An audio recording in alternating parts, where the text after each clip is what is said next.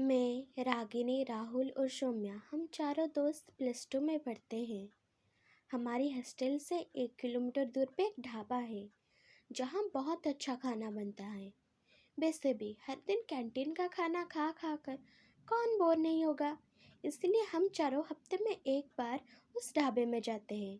उस ढाबे में जाने के लिए 2 रास्ते हैं, एक जो सीधे सीधे ढाबे के आगे पहुंचता है और दूसरा जो जंगल के रास्ते से होकर बहुत ही जल्दी ढाबे में पहुंच जाता है। पर ना जाने कोई भी रात तो दूर की बात, दिन में भी उस जंगल के रास्ते से नहीं जाते। उस बात पर हम इतने गौर नहीं की, पर उस दिन हमारी हिस्ट्री की क्लासेस की वजह से हम दिन के बदले रात का खाना ढाबे में करने की प्लान की। पर उस दिन रात को हॉस्टल के आधे से ज़्यादा बच्चे ढाबे में जा रहे थे। तब राहुल ने जल्दी ढाबे पहुंचने के लिए हमें जंगल के रास्ते से जाने को बोला। हम सब जाने के लिए राजी हो गए और जंगल के रास्ते से होकर ढाबे में पहुंचकर खाने लगे और खाने के बाद जंगल के रास्ते से हॉस्टल आने लगे।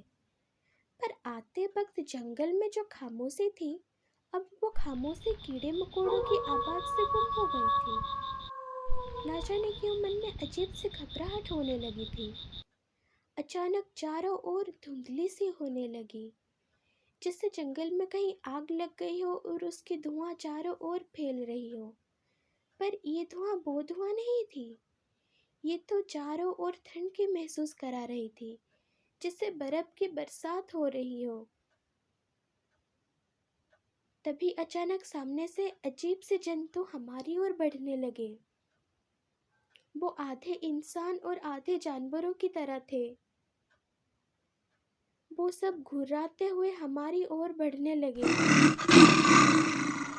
उनके मुंह में जो खून लगी थी, जैसे लग रहा था वो सब नरभक्षी है। मेरे पैर जैसे मानो वहां दब सी गई थी। मैं 1 इंच भी वहां से हिल नहीं पा रही थी। तभी सौम्या ने मेरी हाथ पकड़कर रास्ते की ओर दौड़ी। अपने रूम में पहुंचने से पहले हम में से कोई भी पीछे घूमकर नहीं देखा। मेरी और सौम्या की एक रूम और उन दोनों की अलग अलग रूम है। हम कमरे में आने के बाद किसी से कुछ ना बोलकर चुपचाप सो गए।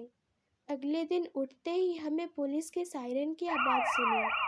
क्या हुआ देखने के लिए हम हॉस्टल के पीछे ग्राउंड की ओर गए, तो वहाँ के दृश्य देखने के बाद मेरी रोंगटे खड़े हो गई,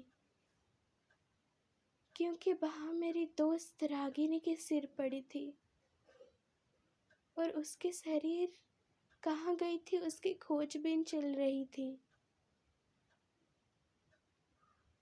उस घटने को आज 2 साल पूरे हो गए, पर आज भी उसकी इन्वेस्टिगेशन चल रही है।